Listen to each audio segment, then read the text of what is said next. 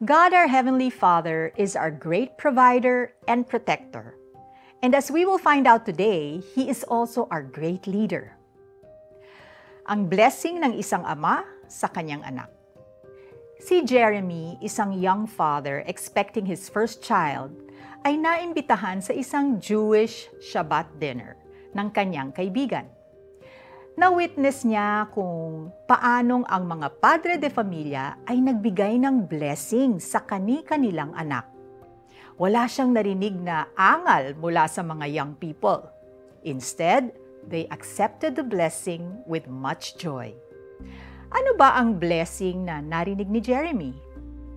Ito ay ang Aaronic blessing na hango sa Old Testament. Ito ay isang kautusang ibinigay ng Panginoon.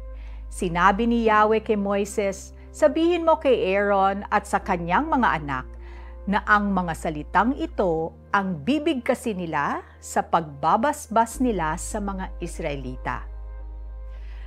Pagpalain ka nawa at ingatan ni Yahweh. Kahabagan ka nawa at subaybayan ni Yahweh. Lingapin ka nawa at bigyan ng kapayapaan ni Yahweh. Ganito nila babanggitin ang pangalan ko sa pagbabasbas sa mga Israelita at tiyak ngang pagpapalain ko sila. Ang Aaronic blessing ay patuloy na ginagamit ngayon sa Jewish feasts at family gatherings like the Shabbat dinner. It is not a casual thing to give dahil kasama ito sa paghubog ng mga anak upang mabigyan sila ng pinakamaganda at pinakamabuting pamana, ang pananampalataya sa Diyos. Ito ay nagpapakita at nagtuturo kung paano magkaroon ng security and growth in one's personal faith. God, our great leader, presents the same beautiful blessing to us. Gusto niyang malaman natin na ang pananampalataya sa Diyos at pagsunod sa Kanya ay maghahatid ng pagpapala.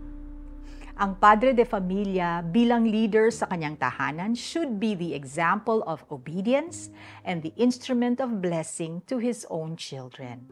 Ito ay isang deep commitment to stand by one's child to help him or her be successful in the fulfillment of God's blessing in life. Gusto mo rin bang tanggapin ang blessing na ito? Let's pray. Thank you, Father, for your blessings of grace and mercy, the richness of your love, and the comfort of your peace. In Jesus' name, amen.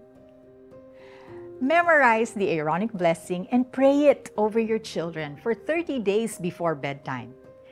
I-record kung anong pagbabago ang makikita mo sa iyong sarili at sa iyong mga anak.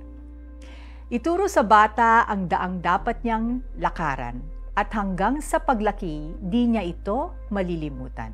Proverbs 22 verse 6. Please join us again tomorrow as we discover the characteristics of God in our series, God is our Heavenly Father. This is Felici Pangilinan Buizon saying, speak life to your children.